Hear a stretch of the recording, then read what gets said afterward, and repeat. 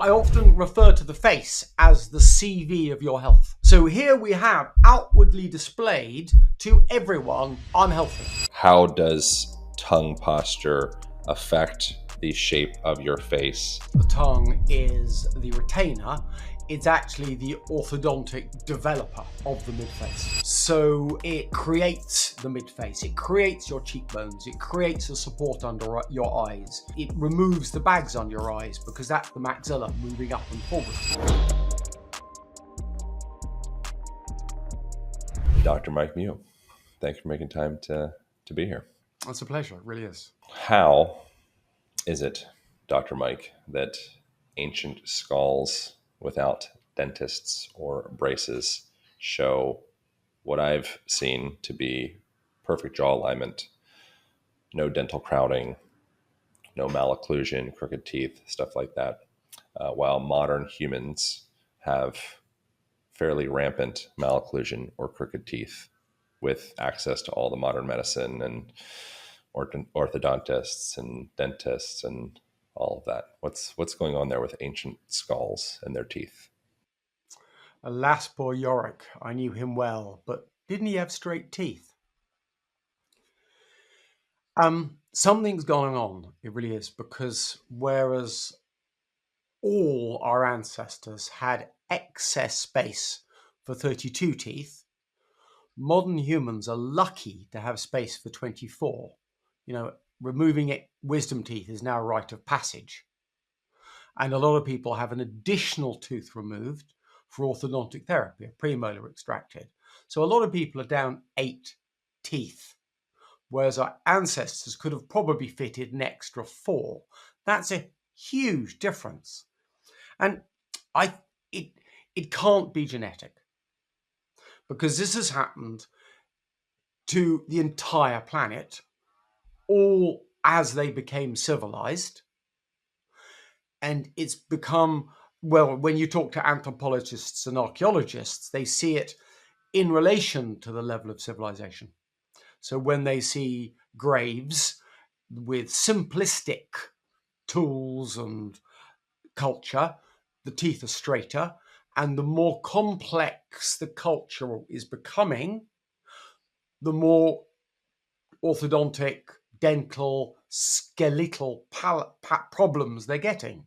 So there's this clear relationship, and it seems that we're no longer living the lifestyles we evolved to live, and that is leading to problems. Why does it matter, malocclusion, which is probably be used quite a bit in this conversation, just a fancy word for crooked teeth?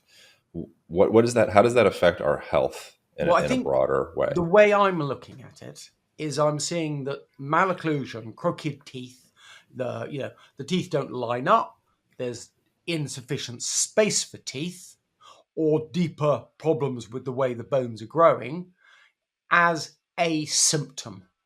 So I'm not saying this is per se a problem. I'm saying it's a downstream symptom of something else. I'm also suggesting that things like sleep apnea, a lot of what we refer to as ENT, you would say otolaryngology problems, jaw joint problems, and even to some great extent forward head posture, these are all symptoms of incorrect facial growth. Face is not growing properly. If our ancestors had space for 32 or more teeth, and we have space for 28 or less teeth, then there's a change in the shape of the structure. And something that's not the right shape doesn't work as well. So, and they're all downstream consequences of modern civilization, the change in our lifestyles. And would the main issues there be a lack of chewing harder foods at a young age, and perhaps a drifting away from breastfeeding out of whatever the reasons would be, and then also probably potentially not correcting mouth breathing at a young age? And then I would imagine all of that's associated. You've nailed it. Those are the 3 biggies. Okay.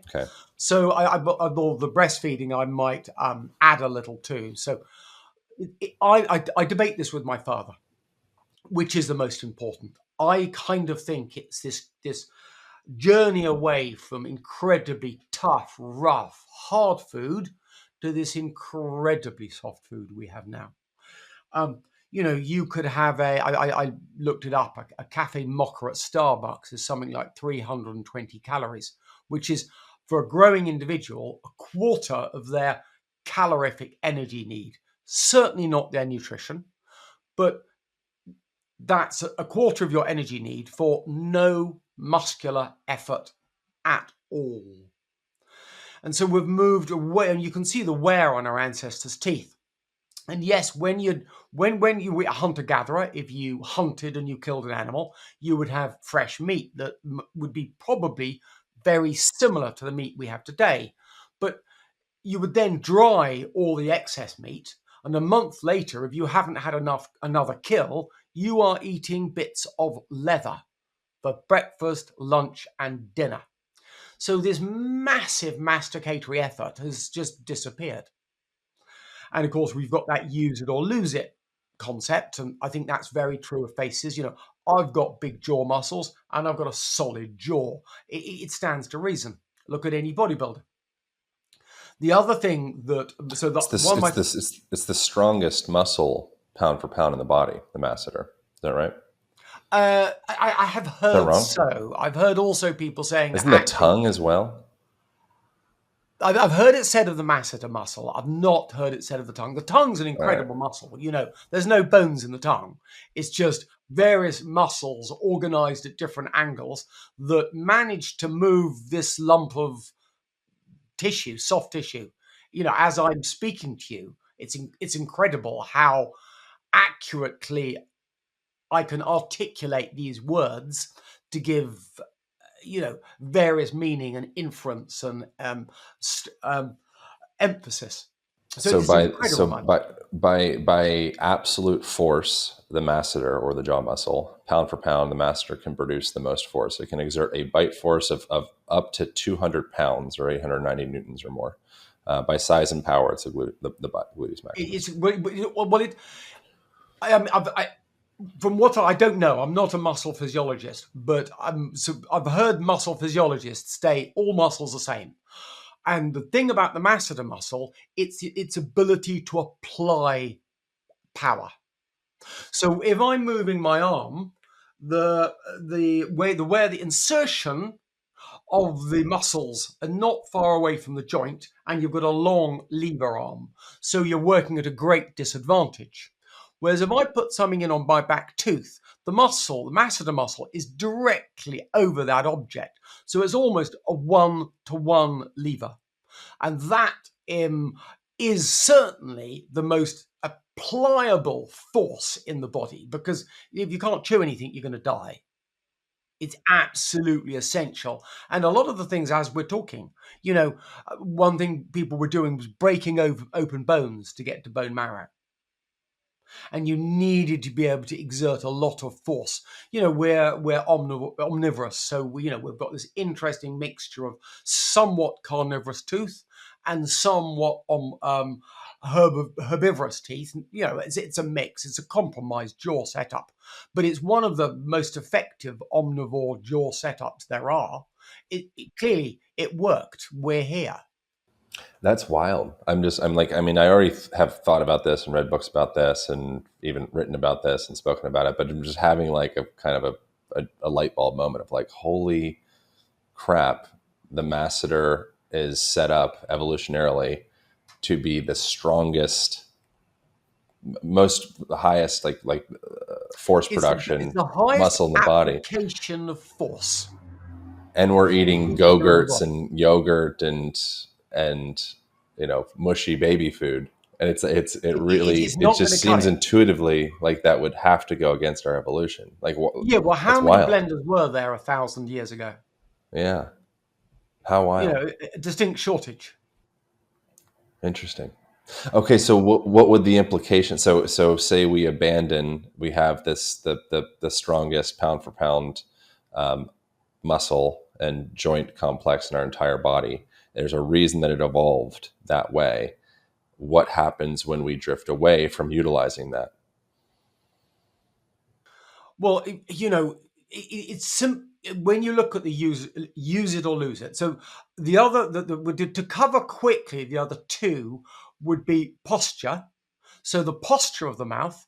If you get a blocked nose, and it's not my area, but allergies are going up at an alarming rate. Getting blocked noses is really quite common, particularly in the first year of life. And if you've got a blocked nose, you have to become a mouth breather. You're either going to die or become a mouth breather. There's no other way out. And if you're going to become a mouth breather, your tongue falls off the roof of your mouth where it should be.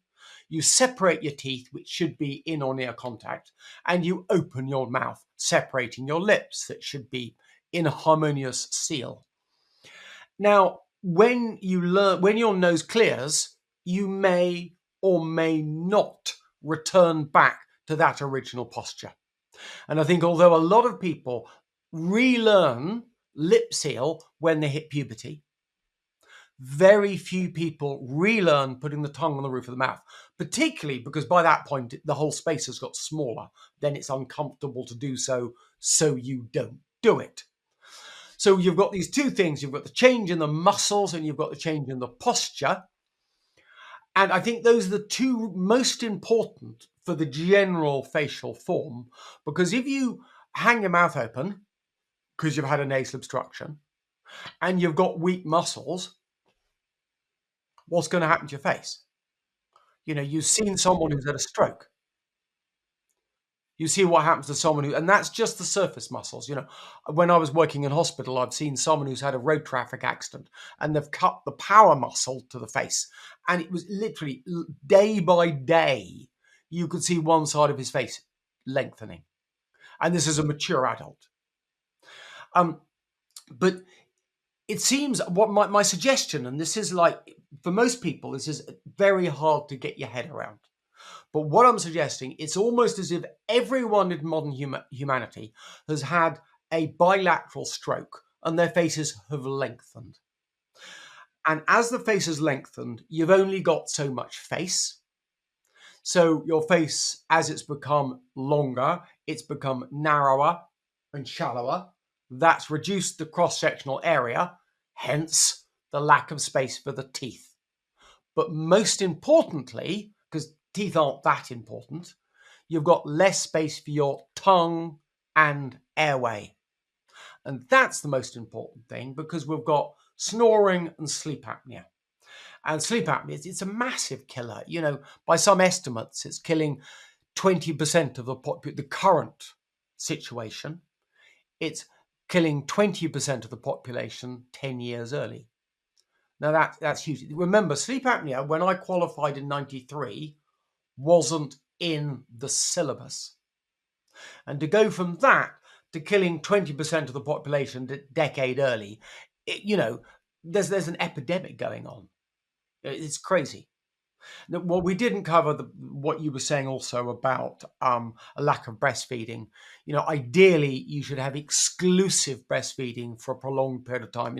No dummy, no bottle, no normal food, or any food. And then that's clearly not happening. But also, I love this concept of baby-led weaning, trying to introduce solid foods from the get-go. Well, hold on. Why is breastfeeding important? Breastfeeding is really important, but the way the tongue sits on the roof of the mouth. Mm-hmm. So the tongue is supposed to sit on the palate. There's I believe it's true. I mean, again, within the non-mainstream world, we have a lack of research going on, but it makes absolute sense that the newborn tongue works on the roof of the mouth. It pushes on the incisive papilla and stimulates endorphin release. And that encourages a very specific pattern of behavior of the tongue that makes the tongue move forwards and upwards, expanding the whole facial structure forwards. And once you've got that tongue pump going in a newborn. It's, this is, my father has this philosophy called the Mastantlos philosophy, and it's all based around the tongue developing the whole mid-face forwards and upwards. Remember, the bottom jaw is often a slave to the middle of the face. It just closes. If the mid-face drops down, the bottom jaw closes lower down and further back. So it's much more of a, I think the real center of facial development, I think in many respects, the center of facial beauty, it's the mid-face. It's, your cheekbones, it's the maxilla. And when the maxilla grows well, the face grows well. And tongue posture affects the orientation of the maxilla. Yeah, I think the tongue, it seems that the tongue supports the maxilla. One of my favorite researchers was a guy called Edvig Harvold, and he experimented on monkeys, and he put an uncomfortable plastic wedge on the palate, on the roof of the mouth, so that it did no more than made it uncomfortable for the monkeys to rest with the tongue on the roof of the mouth. Nothing else was done to these monkeys. And there was a good, well-matched experiment with growing males, growing females, and non-growing females, I think. And I think they saw that in the experimental monkeys, every single monkey had a gross skeletal change. I mean, really obvious, extreme changes in facial development. Whereas the controls perfectly normal, as all wild, there's 5,400 or more species of mammals. All of them grow perfectly well, have space for all their teeth, like I've got space for my fingers on my hands. And their teeth fit together perfectly from birth till death, with, no artificial assistance to achieve it, no teeth extracted, and no retainers to hold it afterwards. So, and that's normal, as it was with our ancestors. And I would say, actually, it's not all mammals, because, of course, you do get some malocclusion now developing in domesticated cats and dogs. And, of course, in the UK, we've got a problem with feral foxes coming into the cities. I mean, you probably have a similar animal within that spectrum coming into the cities. And we're seeing malocclusion in these groups as well. And why? I mean, that almost fits the hypothesis. They've changed their diet, and they're starting to get problems. Yeah. There's also I'm sure you're already very well aware of it, the Harvold monkey experiments where they did, it was like the 60s or Yeah, 70s. this is the guy I'm talking about, Edvig Oh, Harvold. it's the same one. Okay. With that one, my understanding is they put silicone plugs in the nose. Yes. So Edvig did two types of experiments.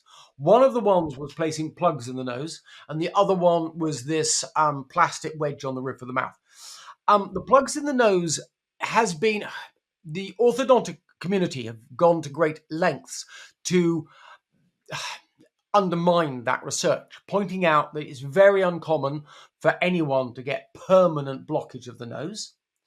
And and these are monkeys, and monkeys have a premaxilla that lasts longer than the human premaxilla, which fuses at an earlier date. So a lot has been said to undermine that research of Harvold's, and yet I think that as well is a great piece of research that he did.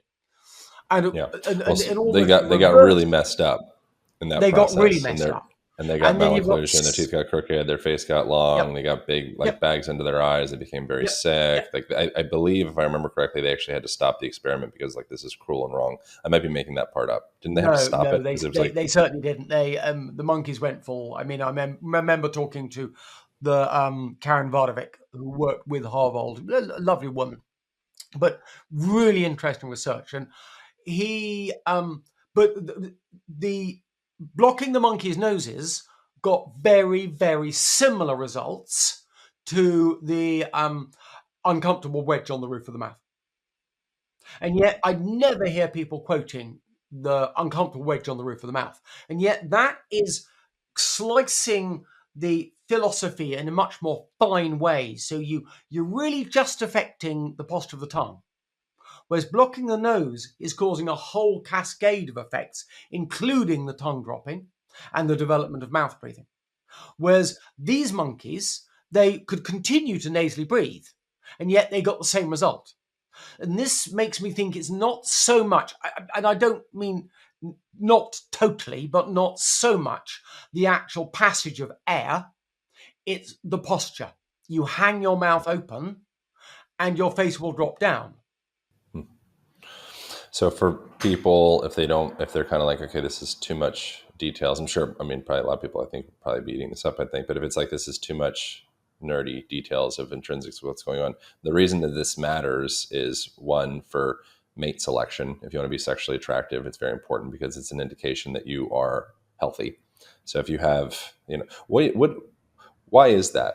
Why is it that having facial symmetry and chiseled jawline and things of the sort? I mean, I think I already have my Well, yeah, understanding. I mean, But it's a famous thing. I remember going to an event and I'd just come back from holiday. I was looking a little bit tanned. I was wearing some new cool clothes I'd bought, and a female friend I've known for a while said, "Hey, Mike, you're looking really healthy." And I said to her, "You mean I'm looking hot?" Because what is attractive? We take a Darwinian perspective. Are we likely to be attracted to a healthy partner or an unhealthy partner? You would clearly be attracted to a healthy partner. So I often refer to the face as the CV of your health. So here we have outwardly displayed to everyone, I'm healthy. It wasn't just good genes. I mean, there must be some genetic element in it, but there's a huge environmental influence. So that's showing, it's like my wallet, if you were, it's showing that I managed to grow well. I did the right things in my life. I got up, I grit my teeth, and I got on with life. I did it. And that's that outward display. And on that same philosophy, it does amaze me how often other problems in the body are reflected on the face, and how you can tell someone's not well just from looking at them in the eyes and looking at their face. It's an interesting subject. I'm sure we could flesh out more on it, but I do think that attractiveness and healthy are two sides of the same coin. And so, but this gets me into awful problems. I mean, you could Google me. I was in the newspapers recently. You can Google Mike Mewing, the Guardian newspaper. And this journalist came down, and I'm talking to her about health and the fact I want to get, my whole project is to get debate within my profession on the cause. It's not even, they don't even pretend to know the cause within my profession. There's no pretense. It's openly admitted. My profession, the orthodontist, have no idea of the cause and the problem for nearly everyone.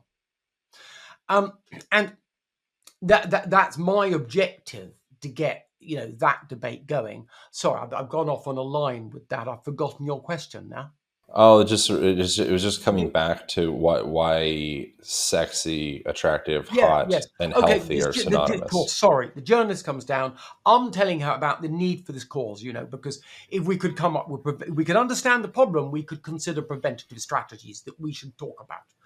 I'm telling her this, and I'm saying how important this is and how we've got to move forward with medicine. We've got to get the spotlight of modern medical research and all, the good things you need to tell a journalist. She's reading me saying, oh, half the population's ugly. In fact, I'm saying everyone's ugly because I'm saying we don't have space for all our teeth. So the headline of this article is, "This doctor thinks you're ugly." And I just, Okay. in a reductionist format, I guess that is the essence of what I'm saying. But it's so emotive. It's Yeah. so, I'm not, and I think this truism has probably held this whole science back. And my father, who was the father of this area of medicine, he is a little overfixated on facial beauty. But then he's going to be 97 in September. You give him his credit. He's allowed to get overfixated about certain angles at this age. And it is important, And I think we trivialize it. We just think it when you think it's genetic or completely genetic, I guess it's easy to say, oh well, let's not talk about that. You just got a good hand of cards. Yeah. Well, You were dealt well. so aesthetics are important. There is a difference between superficially working on aesthetics and getting to the root cause of what's creating the symptoms of being Yeah. unattractive.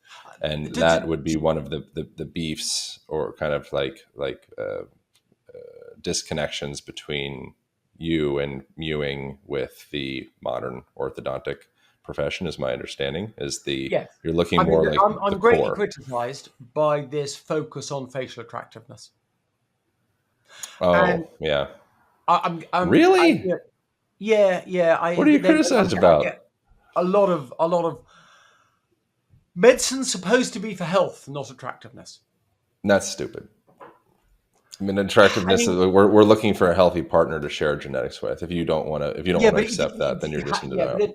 this I think this is one of the greatest pieces of hypocrisy. You see all these people say, "Oh, beauty doesn't matter."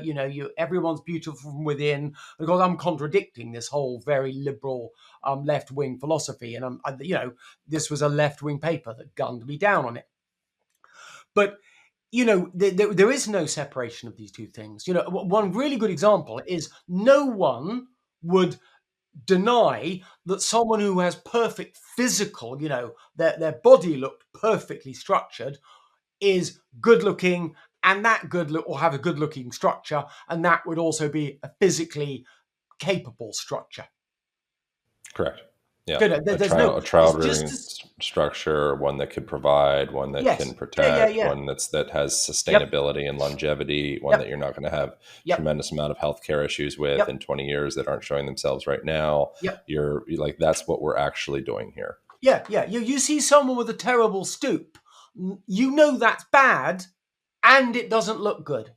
Yeah, if they can, if they hold a bunch of visceral fat, it's an indication of high cortisol levels and stress. If a girl has a big butt, it's an indication that she's holding more fatty omega-3 fatty acids in her body. It's good for And potentially cognitive this is not function. questioned, but as soon Yeah. as we move that to the face, it seems to be, oh no, don't touch this area. This Well, I is think you're probably in an echo chamber of like kind of arrows being cast against you. Is my feeling. I feel like if you were to talk to most Gen Pop people, if you talk to 100 people in the street right now, probably 99 out of 100, except for one extreme like woke liberal left person, that's like normalize everything, normalize obesity, normalize malocclusion, normalize just anything. Like nothing, everything is everything. There's no definition. There's no walls. There's no structure. Just everything is everything. It's like, okay, great, but good luck with that.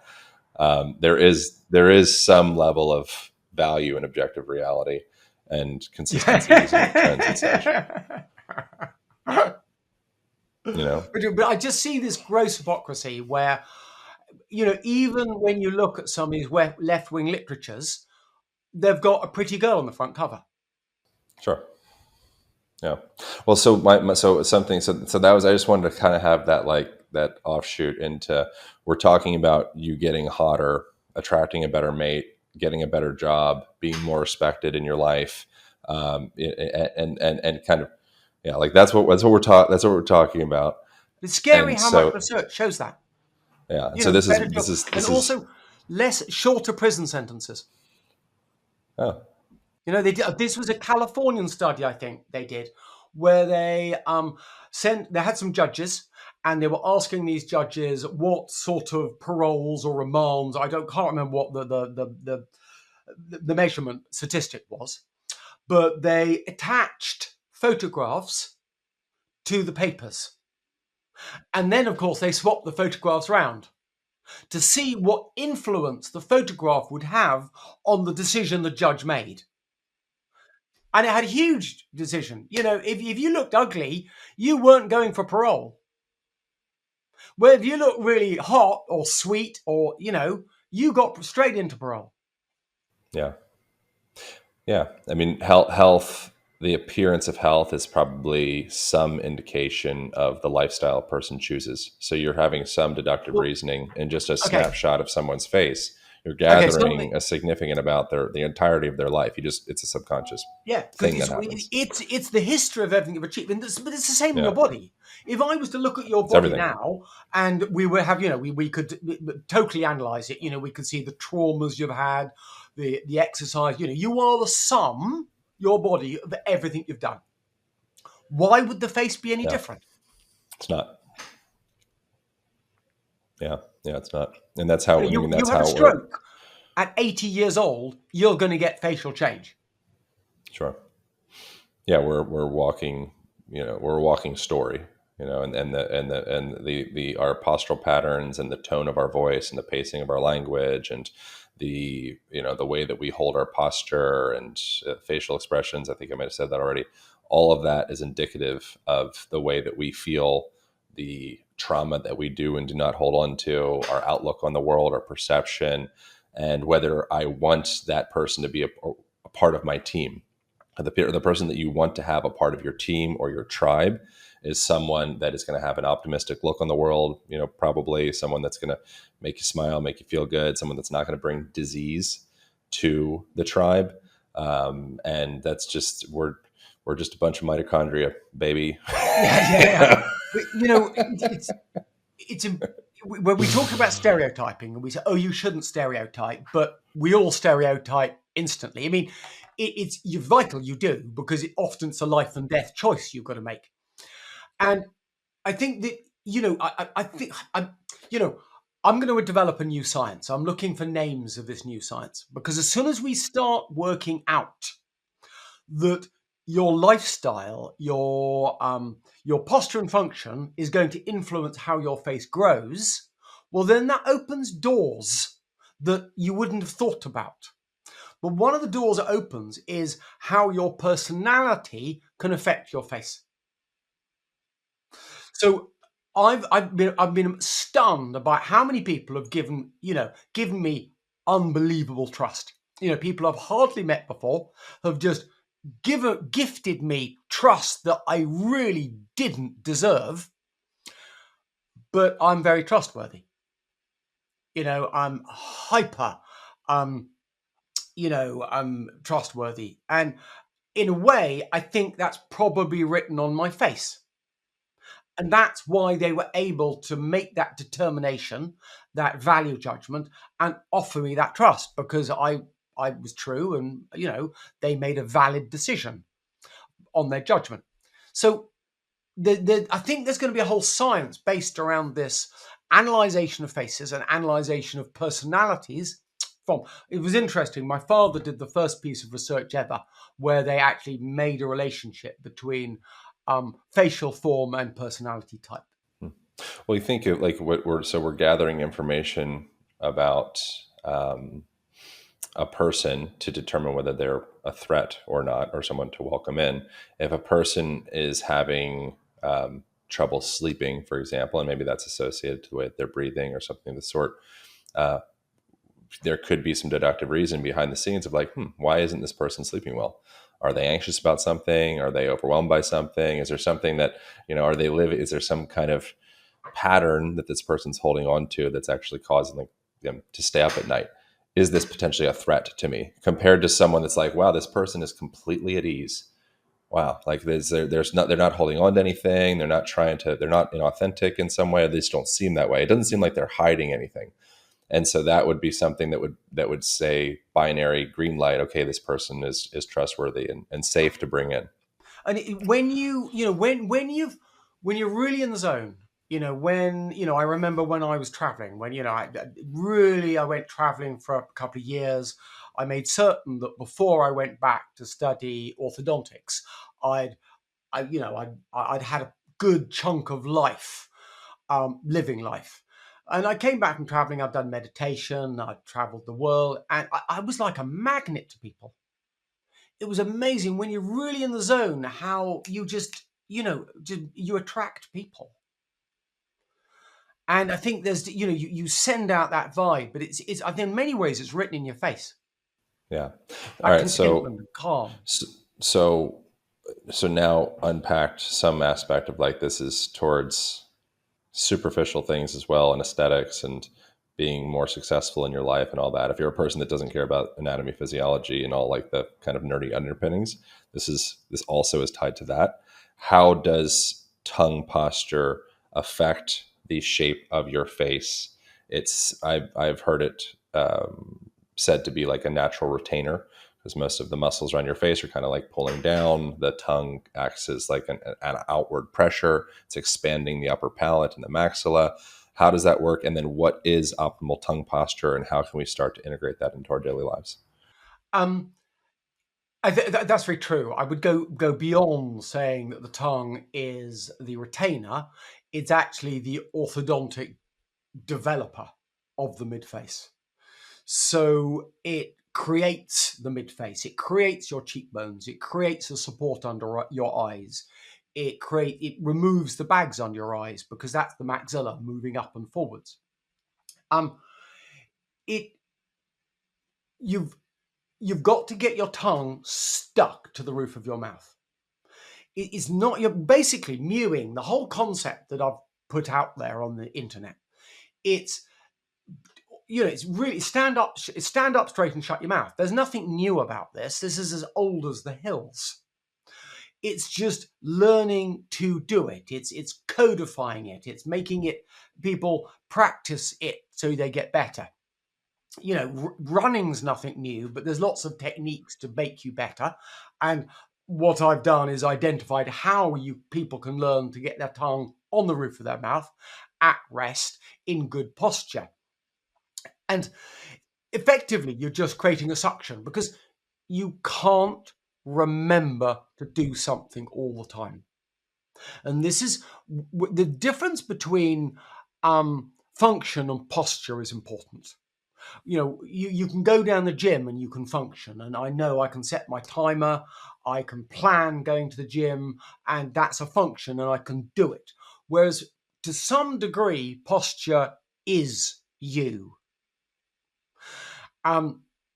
And you've got to be changing yourself. If anything that you do long term is changing yourself. It's having an impact on you. And you can't hold your tongue on the roof of your mouth all the time, but you can suction it onto the roof of your mouth. And if you suck your tongue and create a vacuum, so your mouth is vacuum closed, then it's not a problem. You can hold that. As long as your lips remain sealed and the back third of your tongue is engaged. And the back third is an interesting concept in itself. So the back of the tongue in the mouth.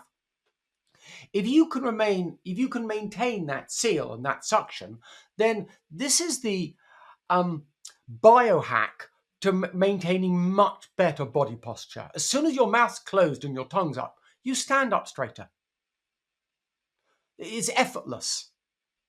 There's almost like we mentioned briefly when we were before we started the deep frontal line and how important activating the deep frontal line is. Well, the deep frontal line starts with the tongue, and if you're going to get the tongue engaged, particularly the back third, because that's what holds it, then you activate the deep frontal line, and all of a sudden you're standing up straight. So what I will often say, if I get my tongue fully engaged on the roof of my mouth, and as I drop my tongue, you slouch. Your shoulders come forward. But as you get your tongue fully engaged, better body posture is now more comfortable.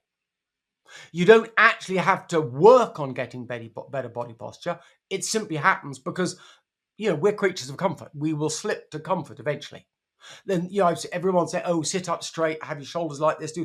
Who's going to remember to do that at all for any length of the day? But if you can get your tongue suctioned in place, if you can get a good suction hold or a max vax, as we refer to it, you'll stay there. It's effortless. It has to be effortless or you won't do it. And the deep front line, for people not familiar with that comes from the work of Thomas Myers, an anatomy trains, who I've had him on here a bunch of times. So if people want to listen, check that out. And the deep front line is referring to a connection of fascia, connective tissue, from the tongue all the way down through the throat and down to the diaphragm and the psoas and inner thighs and all the way down to the feet. and the relationship of how that's all connected. And so it's how does that, it seems almost like magical in a way, the relationship of the tongue. And there's stuff in like Eastern esoteric teachings as well. Like this, I think it's like the central governor, like there's like the back channel and the front channel. And the suggestion is the tongue is what unites the back and the front channel. That's more of an Eastern thing. There's also a concept that we talked about on the podcast before with someone else called co-activation potentiation, which shows when you are squeezing the jaw tight, squeezing the hands tight, pressing the tongue tight, it allows you to access more. It's called neural drive. So you can recruit more motor units and just become stronger, more like you become more of yourself, more activated version of yourself. The tongue stuff seems, there's like almost like a magical component to it. And then there's also like a Western anatomical component to it. Can you like unpack the kind of the what the tongue is exactly? Because I think most people don't really think of the tongue other than just a thing that you Yeah, use to you communicate and don't. I make mean, out. clearly, there's probably a lot I could learn from you on this. As far as I think that there's a lot to it. I think the tongue. You're familiar with cranial osteopathy and or craniosacral therapy. So, outside of the US, osteopaths are not so dissimilar from chiropractors or physiotherapists. And it really interests me that the osteopathic world and the chiropractic world have both spawned a very similar subspeciality. So that the chiropractors have created craniosacral therapy, and the osteopaths have created cranial osteopathy, and they're almost identical. In fact, these groups are closer to each other than chiropractic or osteopathy are themselves. And the idea is that the cranial bones have a motion. They have a rhythmic motion that they make. And this is largely disregarded by conventional medicine.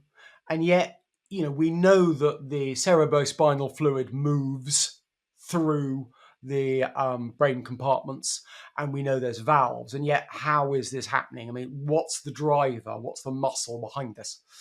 And my suggestion is that the tongue on the roof of the mouth is one, and I don't know it would be the only driver, but I think it should be, if it's in its correct physiological position, working correctly, it should be one of the main drivers of this cranial rhythm.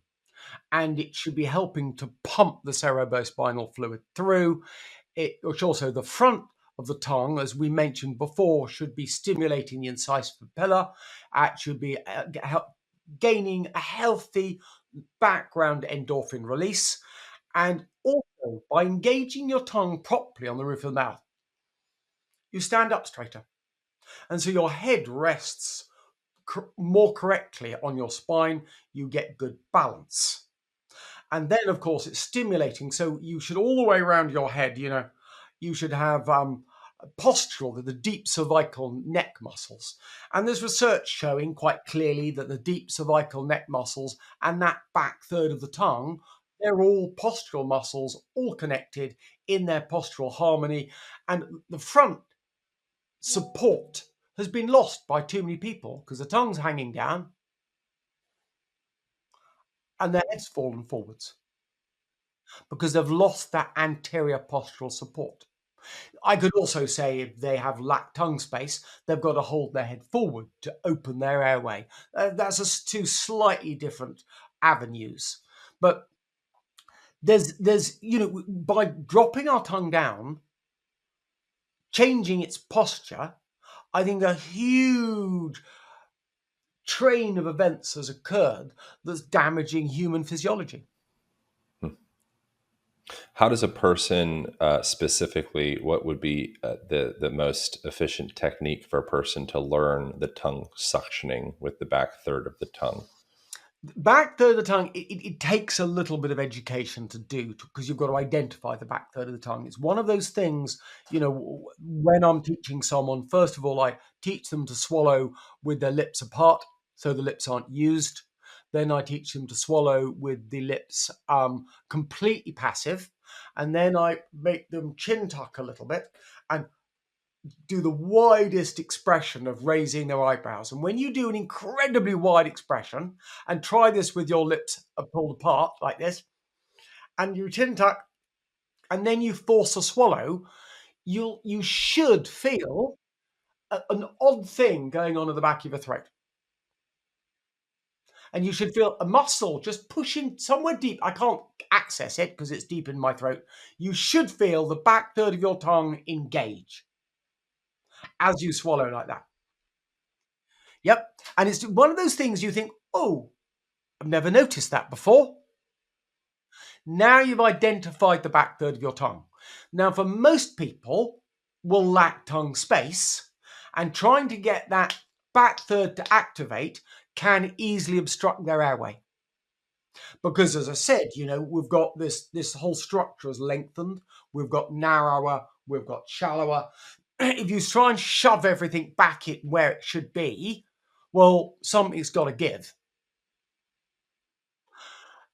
With some good training, most people can overcome that, particularly good breath work, because, wow, that's important. And maybe having the tongue on the roof of the mouth and good breath work go hand in hand anyway. Yeah. And so the tongue, so the front of the tongue wants to be on what's called the spot, which The is that little incisive papilla, protrusion thing. yeah. Yeah. The incisor pillar. Remember, when we're talking about that, all our faces should be massively wider, massively further forward, and massively further up. So everyone watching this video is going to have a distorted facial form, almost. I mean, I did have a patient once that walked in, and he had been brought up in the Amazon jungle, and his facial form was just absolutely crazy. He had a slightly different problem that he wanted me to look at, but I was just the widest natural dental arch I've ever seen in my life. Wow, amazing. And so when you are doing with mewing, can you break down a general protocol for? And I know you have information online Yeah, and everywhere for this, I've but got the app and it's great. You can look at the app. I mean, in a way, I've probably put most of at least 50, 60% of the information is out there in the ether or on my YouTube channel, which we've just renamed as Mewing by Mike Mew.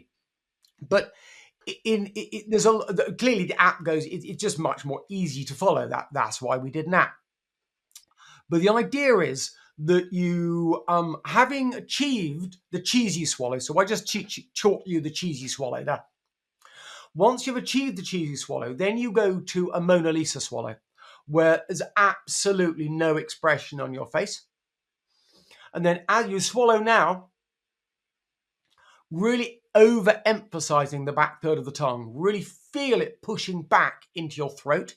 Again, you know, someone such as yourself, you're going to feel it getting close to your airway as you get that back third engaged. And then you just carry on swallowing. One thing you can do now is, without moving, just slowly bring the bulk of the tongue backwards off the end spot. So you bring your tongue away from the spot or the end spot, what we're going to call it. Keep your teeth lightly touching, clench a little if you want, but not too much. And you should feel the saliva draining down and pooling below your tongue. Then when you've got enough pulled, then you go underneath the saliva, back up onto the spot, swallow again, get it out. Then you do this again. It's a little bit like you've got a piston and you're pulling the piston back and you're vacuum packing the teeth. So you're sucking the lips back against your teeth so that you remove all the volume and you create this vacuum in your mouth. And I often say to girls, if you want to have good lip form, now's the moment to mold your lips in a good form.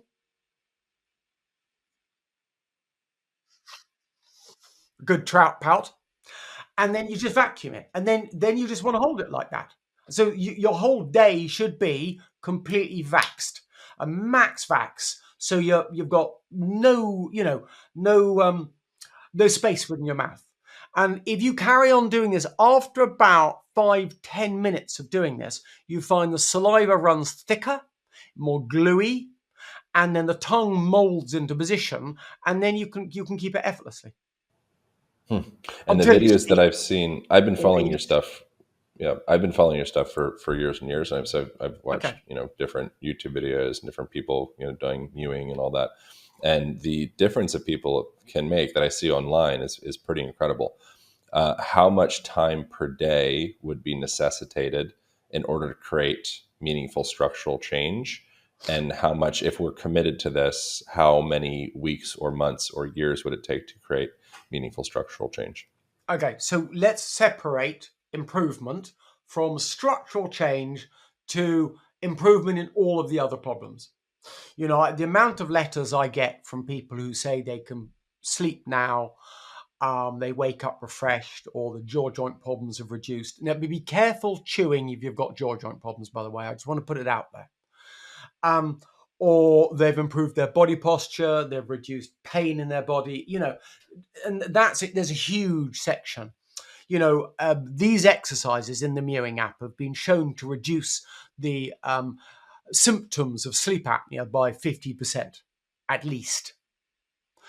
So that's one side of it. If we're just going to talk about the structural change, I do think it's hard to get much change in the upper jaw over 25. I think you can make improvements around here beyond that, because that's simply from chewing. But I've seen some unbelievable changes. And a few of these people were people who, back in the day when, you could just email me and I'd respond. I engaged with quite a few people, and I have seen these people change enormously. So these aren't just random photographs where I could question whether they've been photoshopped. These are people I know they've gained change because I've seen them. I've seen them from before. Well, I've seen them after they got some change and before they got some extreme changes. And there's been a few people who came in my clinic and I got some 3D scans of them. One of them, in his 35, he got some change. I wouldn't say the most massive change, but we showed it on a 3D scan. It wasn't massive, but it was there. And that was in a relatively short space of time. One of the things I often find is people come, the number of hours in the day before I move on, you've got to be beating 50% of the waking hours. It's not going to work. Things like this aren't going to work. If you shut me in a cage, and when I was relatively young and still growing, and I had to stoop around like this all the time, I would assume, it would probably be true, that my vertebra would eventually become wedge-shaped. Now, if you let me out of the cage, and I was still young enough to change, or whatever the physiology is, now, I think if I stood up 50% of the time, and I continued to slouch in my same old position 50% of the time, I don't think the body would change much. I don't think I'm tipping the threshold enough for change. I think I've got to get it up there in the sort of 60 to 75% region. And I think that's going to be true of most physiological bony changes. You've got to get high hours in. And that's the problem with mewing. And a number of people I've consulted with, and they say to me, but I'm mewing all the time. I don't know what the problem is. And I go, your mouth's open all the time. And they go, no, it's not. And I go, I can see it is. You're kidding yourself. And this is the big problem, because we're biased. Because when you're thinking about something, that is considered more quality thought than when you're not thinking about something. So you kid yourself that you're doing something fine. I mean, we all kid ourselves. This isn't news. We kid ourselves. What's the level of exertion of the tongue? Should you be going like 110, like power lifter, kind of No, this kind is of okay. So pressing, we're or now 50%? separated into hard mewing and soft mewing.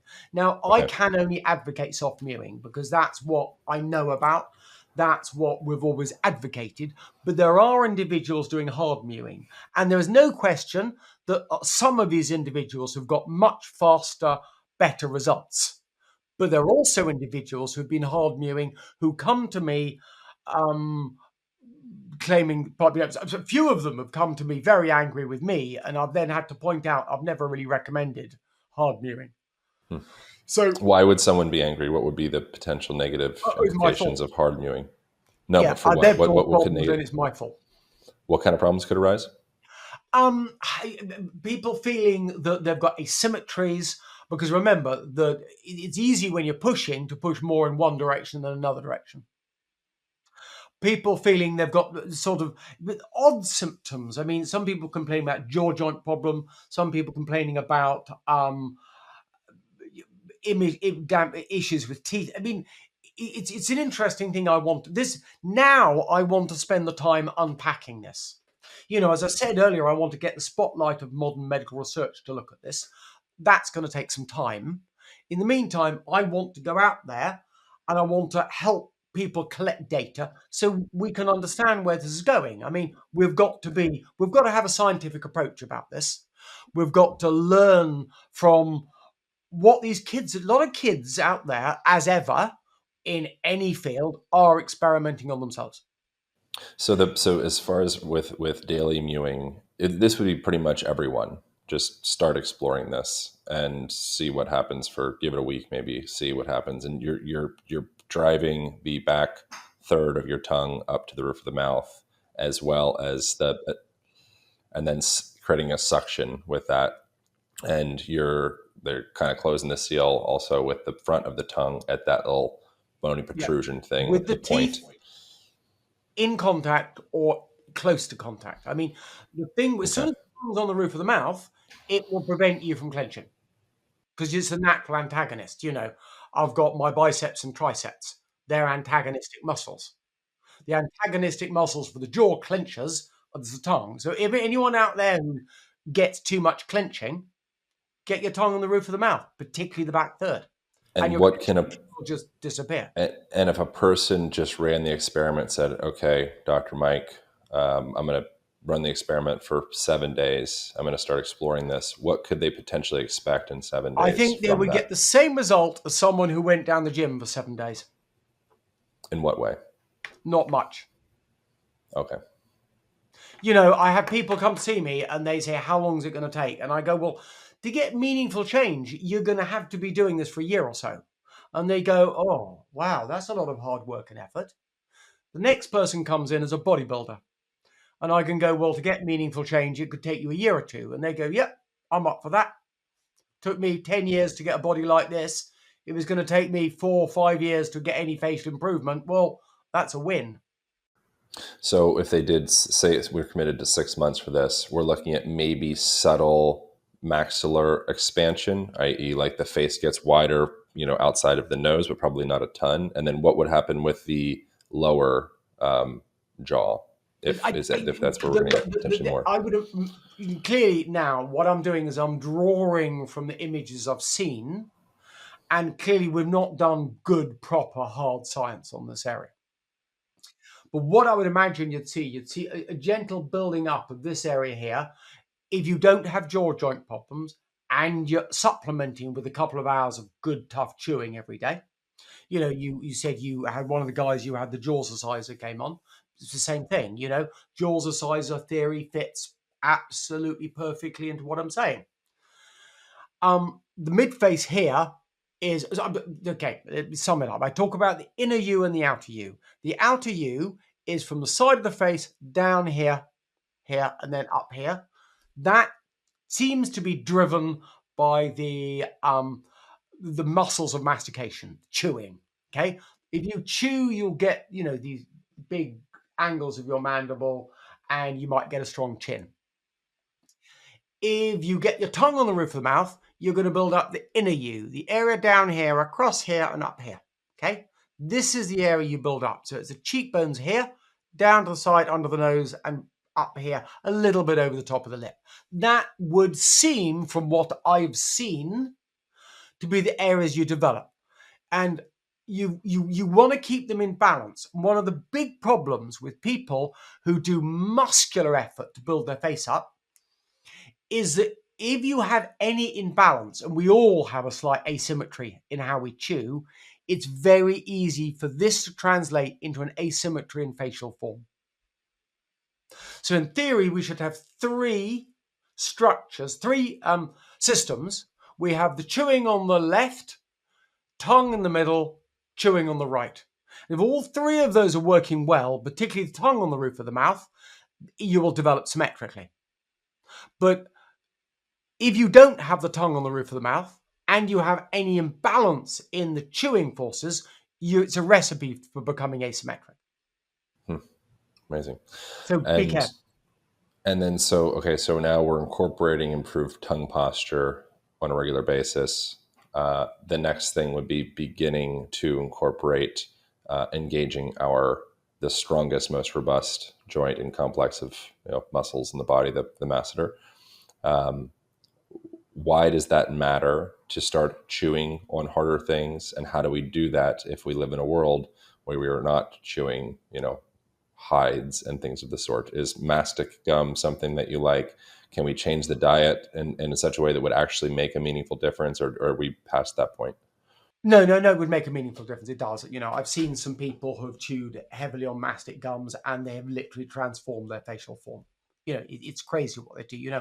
I did a video myself on my channel on someone who'd used, I don't know if it was a jaws acizer or a similar product, utterly changed his facial form. It was, unbelievable what he'd managed to achieve. And again, what I want to do is I want to really drill down and understand, these experiments these people are doing, because we could learn so much from them. But in essence, it does take a little bit of time, and posture is hard to change because it's the memory. But you want to incorporate these things into your daily lifestyle, because in one way we tend to access posture through function. And the three, I did a video recently, doing mewing right. In fact, recently it came out 2 hours ago. It should have. So if we're doing the three things we can focus on, three energy intensive things we can do during the day. The first one, not energy intensive, time intensive things we can do during the day. The first one would be eating. The second one would be walking. And the third one would be tongue chewing. So if you want to do normal everyday tooth chewing, go on, knock yourself out, but be careful about your jaw joints. But you will tend to develop the outer you in preference to the inner you. I always say that females tend to look better with good cheekbones and less muscular jaws, and guys tend to look better with good muscular jaws and not such well-developed cheekbones. I mean, that's just a modern bias from me. But the first principal exercise or everyday routine you can get into is the mealtime exercise. So, and I used to say to people, this was a super secret exercise. You mustn't tell anyone about this exercise. And so what the exercise, you're going to be eating for a lot of the day, every day. So what I want you to do is sit up straight, elbows off the table, chew with your lips together, chew your food till it's mush, food to you, not you to your food, and eventually then bite together, chin tuck, and swallow. Now, apart from the bite together and chin tuck, which is my add-on to correct this forward head epidemic we see, the rest of that is possibly the least secret exercise on the planet. I've consulted with people from every corner of this planet. And I've never met someone from a tribe or indigenous population or a cultural heritage that that has tables and chairs, that doesn't have that exercise somewhere in their cultural heritage. And yet, since our cultures all separate, or tribes or ancestors separated before we had tables and chairs, that is a really, really interesting example of parallel cultural evolution. Confucius was saying this 3,000 years ago. The Victorians were saying it 300 years ago, 150 years ago. It's basic good table manners. So in many ways, I'm literally just reinventing the wheel. And if you're a parent watching this, just get your children eating properly at a dinner table. It's not complex. That's the low-lying fruit of myofunctional therapy is eat with the lips together. And then, the amount of people doing Pilates for the latter decades of their life, well, just get your elbows off the table. Yeah? You're not short-circuiting this pattern here. So that, you're really exercising yourself at every meal.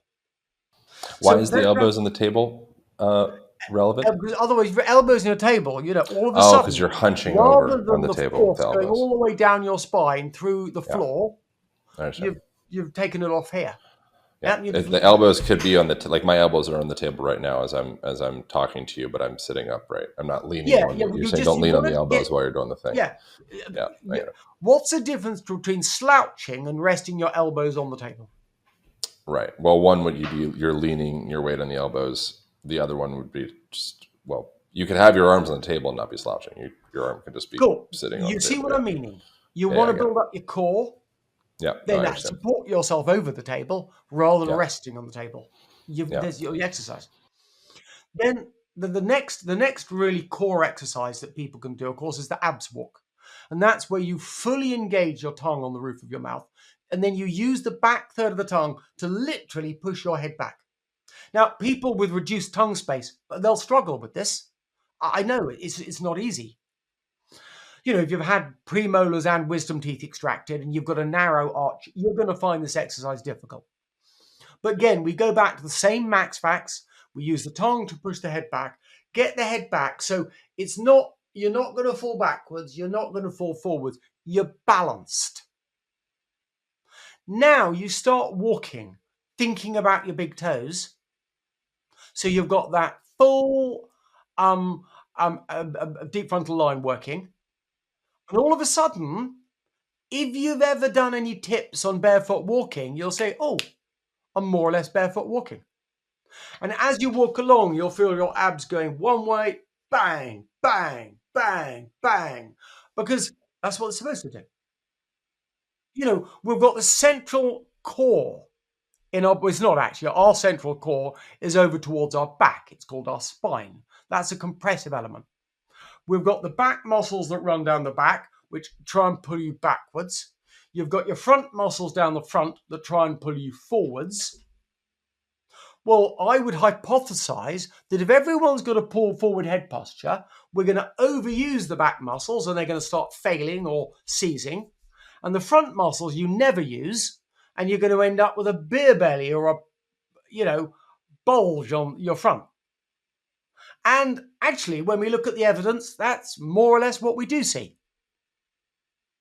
So what you need to do is you just need to lean back a little bit so you're actually using the anterior muscles, the front muscle group, because they're going to stop you falling backwards. And then you've got your weight on your heels, as you should do when you're barefoot walking, more. And off you go. And so, again, I've got a video on the abs walk. But so when you're walking, do the abs walk. But you've got to get your weight back so you're actually balanced. And when I stand on the street, every single person that walks by me has got their head too far forward. Everyone. And they're not using their front musculature system. If you are not addressing these deep core issues, would braces just be a cosmetic band-aid covering up a functional collapse? I like Bill Hang's comment on this, is braces are rearranging the deck chairs in the Titanic. Mm-hmm. It looks good. Everyone gets a view of the band. And I don't really want to knock braces too much. There's no love lost between me and the orthodontist. They're trying to destroy me because I'm an existential threat to an industry on what I'm saying. And I don't like that because, if you want to have your teeth straightened and lined up, great. If that's what you want, be careful because sometimes I have, there's a worry within the alternative orthodontic group that some types of treatments and some types of patterns of doing things can actually make the underlying situation worse. And sometimes just bad luck, I think, can make the underlying situation worse. So be careful. But if you're working hard with these basics, the mewing basics, then I don't think you shouldn't get too many problems. I'd be a much bigger fan of things like myobrace. So you can research myobrace than traditional fixed braces. I love the system like the Frankel braces. There's a lot of systems that were used in the past or are now being developed, like the myobrace, that I think are a much better option than all the traditional fixed braces that we've been using. Or Invisalign, I'm still, the jury's out a little bit in the long-term effects of these, but common sense, do some decent research before you decide who your orthodontic provider is and what they're going to do for you, or your child, and ask some good questions. Ask some really good leading questions. And as I said, always, always, always personally hold some really good records of the start and monitor what happens. I think every dentist or every parent should take a good lateral photograph of their child every year. Just, again, if you don't know where you've been, you don't know where you're going. And then the third tip, I was saying tongue chewing, using your tongue to chew gum. Now, you probably need softer regular high street gum, but take several sticks and just tongue chew it. Just work it on the roof of the mouth. Flatten it up, roll it up, flatten it out, roll it up, flatten it out. There's constant pattern of behavior. And so if you put all of those together, you could sum quite a good chunk of your day with better postural physiology. And if you And stack that with braces, then perhaps is it with without braces is braces, what is what is you should be doing this anyway. Regardless, Yep. you should be doing But this. with what you're suggesting, would this potentially, if you were starting to change your postural patterns and change your eating patterns and change your breathing patterns and change your tongue postural patterns, would the necessity to have a retainer be diminished with I braces worry or not about so retainers. much? Because we know the teeth sit in a balance between the lips and the cheeks on the outside and the tongue on the inside. So we have this balance. I mean, that's how, we started, you pointed out that all our ancestors, but I would also say all the other wild mammals, all have got perfectly straight teeth. They don't have a problem. It's not magic. There must be a system for making those teeth straight. And that's this soft tissue balance. Now, I can't affect the soft tissue balance easily with a retainer, but I can hold the teeth with a retainer. But the risk is you're now holding the teeth out the soft tissue balance. And I'm just concerned about that. I'm concerned. I'm not recommending anyone stop their retainer. You don't do it on me, mate. You make your own decisions. But if you're wearing a retainer, you are potentially holding your teeth out of the balance zone, but you're not necessarily holding the bone, the gums, and the supporting tissues out the balance zone. And what could be problematic about that? Well, then the bone will go, leaving your teeth without bone around it. So like there'd be like a detachment, are you Yeah, saying? you Or what won't would notice it because it'll be underneath your gum, but then you'll get gum disease at some point and it will run through your system like wildfire. These and are the, only postulations of me. These are just hypotheses. I don't hear anyone else talking about this. yeah. Anyone. But I am, we didn't really get into this mass orthodontics until in the US, probably the late 80s, 1980s. The UK and Europe, probably the mid 90s. And then the rest of the world jumped on the bandwagon probably in the beginning of the noughties.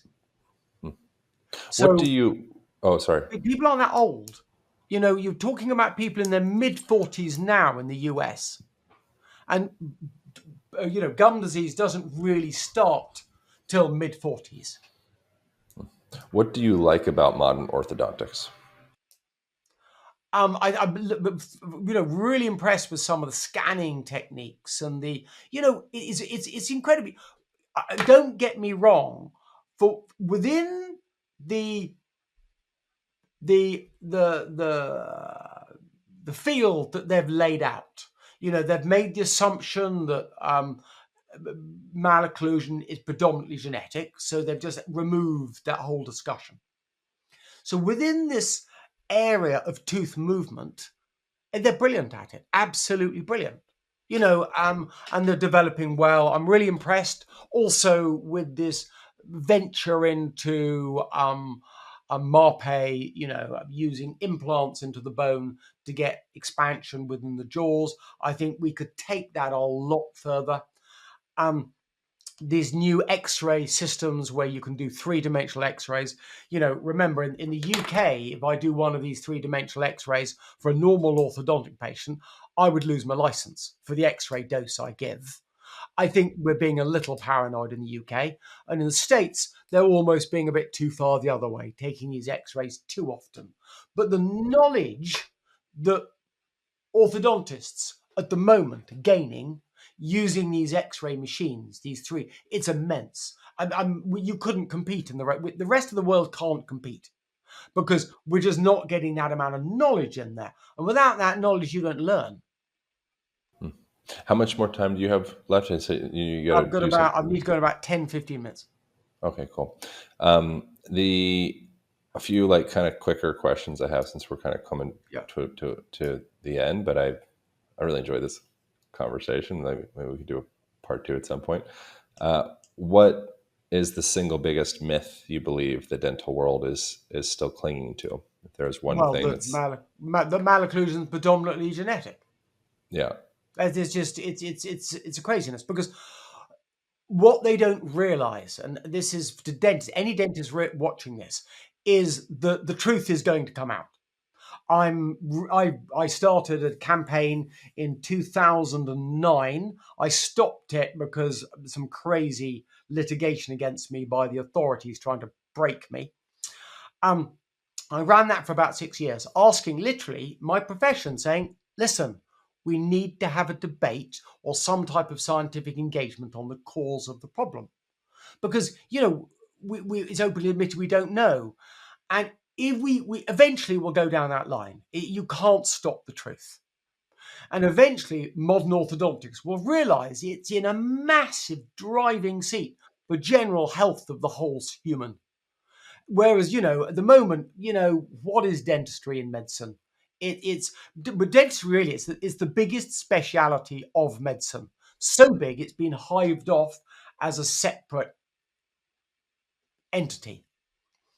But once once the dental community realize the value that they could be imparting, I think it will hugely increase the profile, the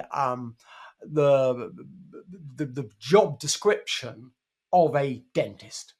So, but people only see what they're going to lose; they don't see what they're going to gain. You'd think that just through the fact of looking at ancestral skulls and lacking malocclusion and things of the sort, that would kind of disprove the genetic hypothesis of malocclusion, right? You would have thought so, yes. However, I'm amazed.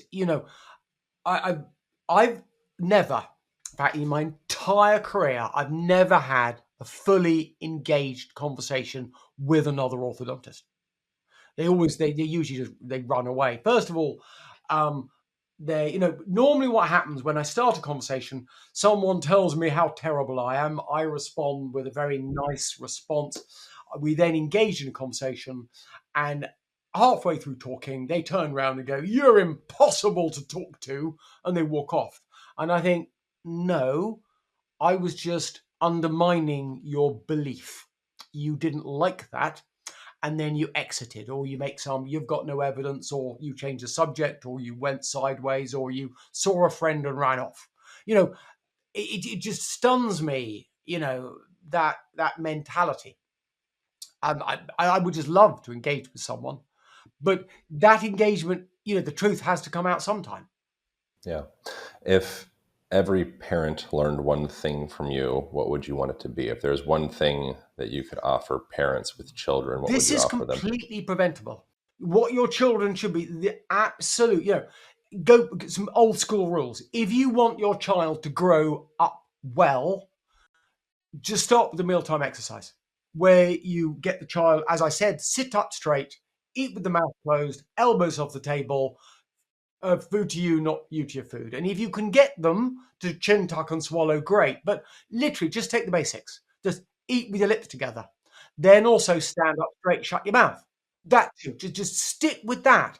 If you can just do that, and then maybe some hard food, you know, is it me, or when I see people who can blow really good chewing gum bubbles, bubble gum, they seem to be the people with better facial form. They're working their system. And I know everyone hates chewing gum, they hate bubble gum. It's just been thoroughly sort of dismissed. But maybe after the mealtime exercise, after stand up straight, shut your mouth, take some chewing gum. Maybe take some bubble gum. See if your child can blow some bubbles.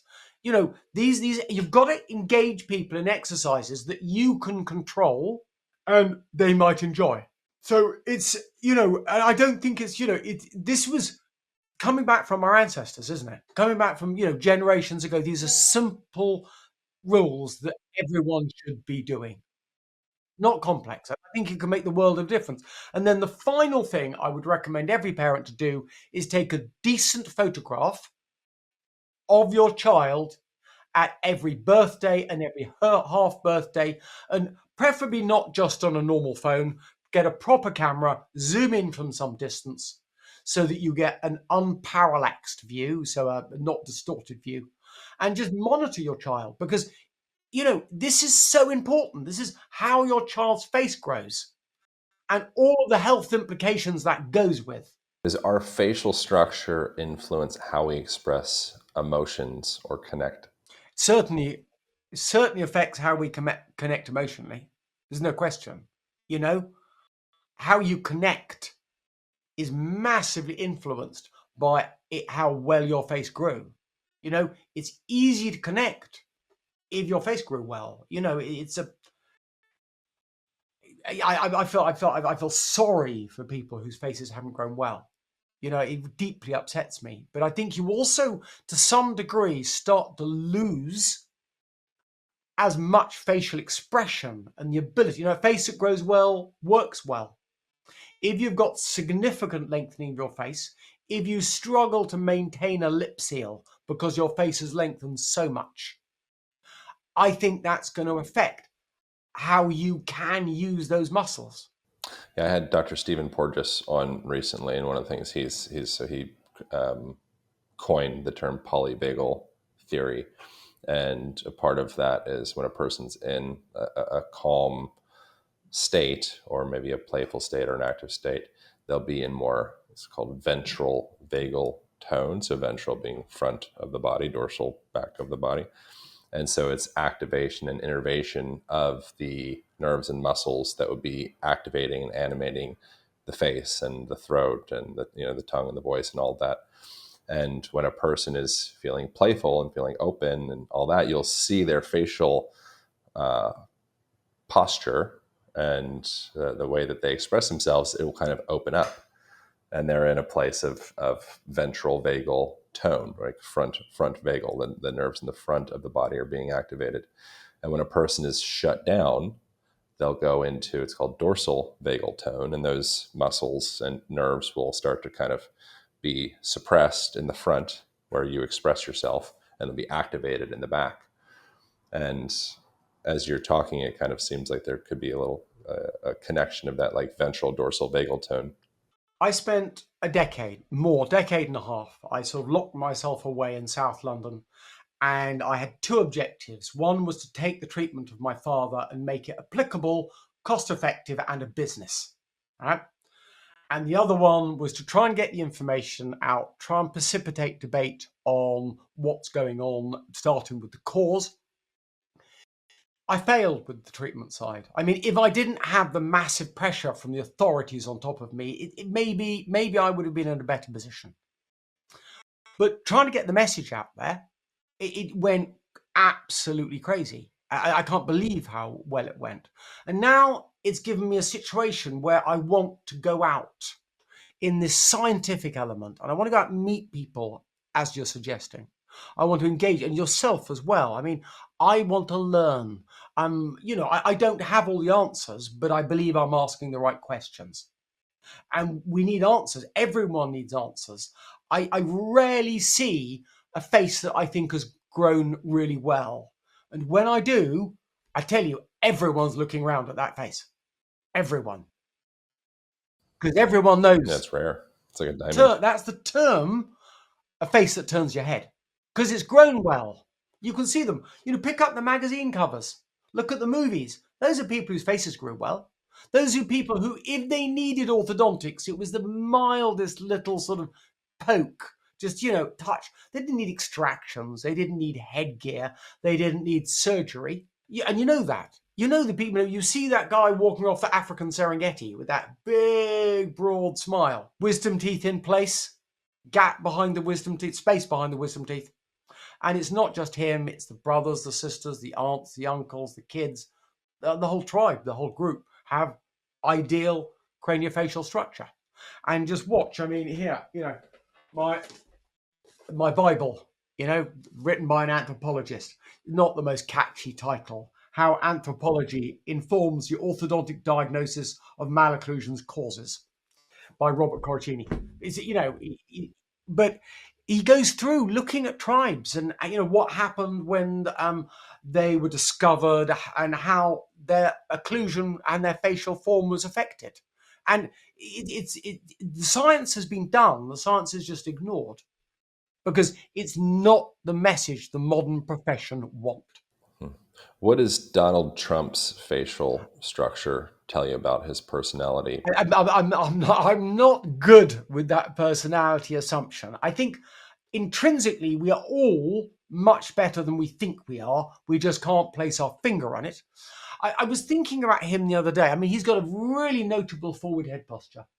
Really notable. He's got bags under his eyes, and then the facial form drops straight down. But he's got quite a strong face. He's got good chin position. He's got fairly strong jaw. He's a very much medium to better than average craniofacial structure. I mean, he was a relatively good-looking boy when he was younger. And I would doubt he's got his wisdom teeth in place. I doubt, but I bet you he's got the rest of his teeth in. And they seem fairly straight. And I'd question whether he needs a retainer. I'd imagine his teeth are relatively naturally aligned. And, he's a leader. I mean, most leaders have pretty good facial form.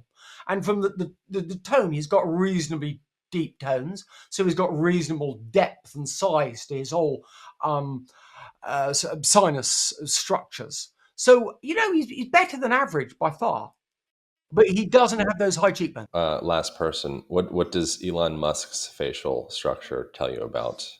He's got a little bit more tongue between tooth posture. So you can see in Elon Musk, he's not so dissimilar from Donald Trump.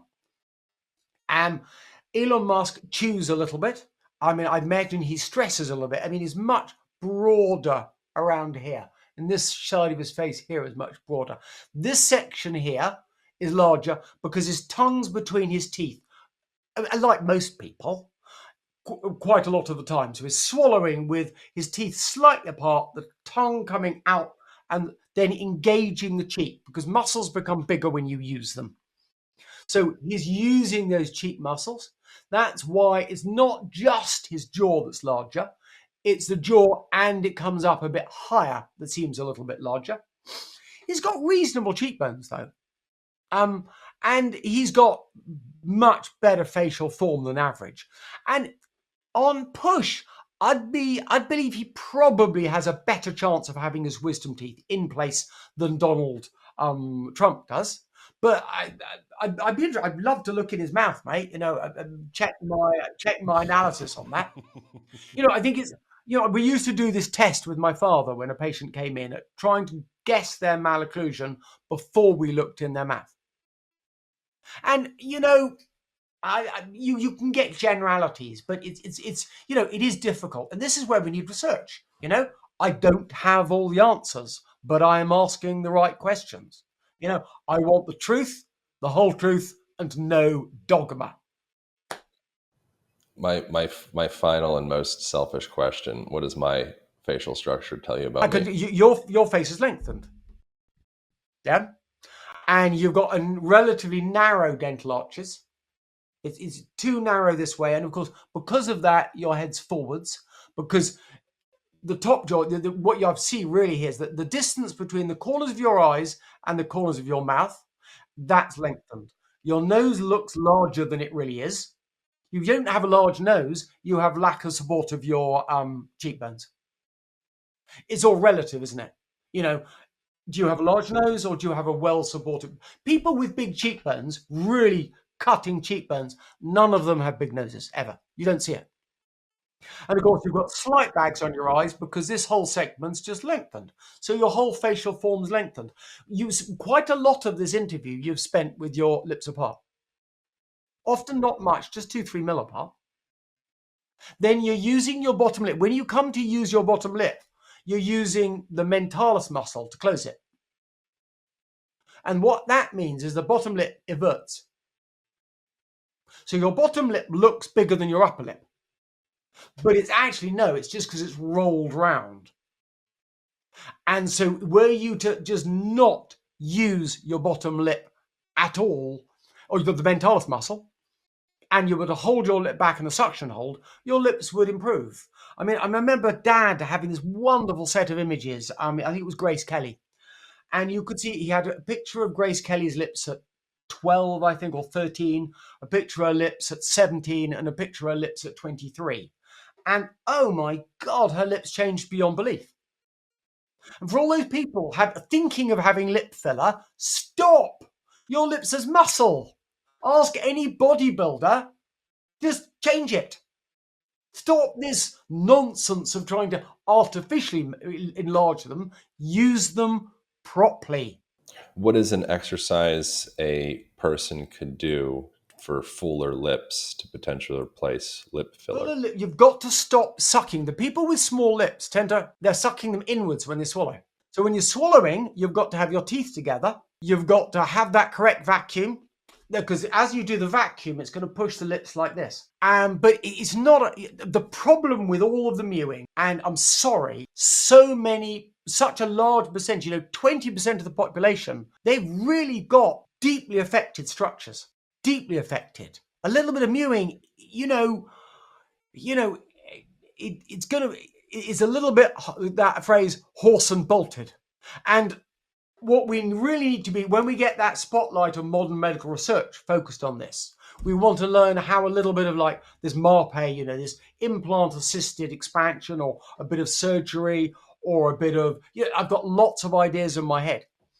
We need to see how we can mix this together. Some good breath work, some good body work, that functional patterns, standing, body movement system.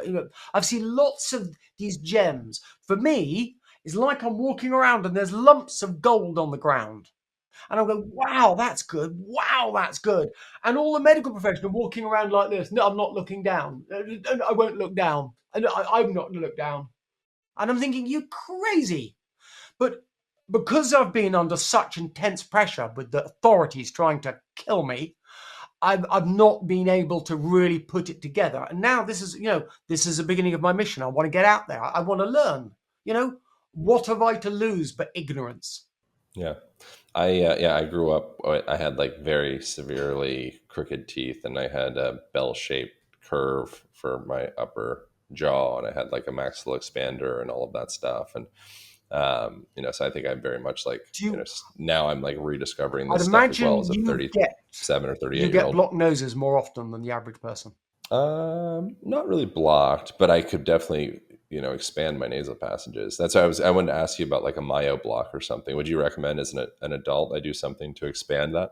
Myo block, I think is what it's called. I think it's a company that does, they put like the maxilla expanders type thing? Because I had one of those when I was 12 or Remember, 13. when you're 12 or 13, the suture in the roof of your mouth was much more malleable and open. At your age now, I would go for a bone-borne expander. So something with the screws that go in the bone and pull that apart. I mean, it's not that you couldn't do with a tissue-borne, a tooth-borne expander. This is a whole.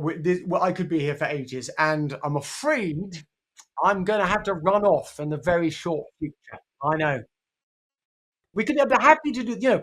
Again, we just skim the surface here. I've opened Pandora's box. Okay, everything's coming out. It's from here on. It's wow. Where are we going to go? The profession are looking around at this mewing. Oh, these are kids doing some silly exercise. No, this is going to change a chunk of medicine. Yeah, I see that. Thank you so much, man. I really enjoyed this conversation. I hope to get to do it again. Where can people go to learn more about you, or what's the best? Probably the best thing is my YouTube channel, which is Mewing by Dr. Mike Mew. We have the app called the Mewing app, which is also Mewing by Dr. Mike Mew. Coming to journey, I want to set a lot more up, because we've got to go, I've got to follow the scientific process. In fact, I've got to get my profession, I've got to force my profession to follow the scientific process. We understand so little. Well, when you do that, you start with a debate or engagement on the cause and you work up. And that's my mission. Amazing. All right. Well, thank you so much. I appreciate you. Appreciate the mission. I'm grateful to be a part. And that's it. That's all. I'll see you next week.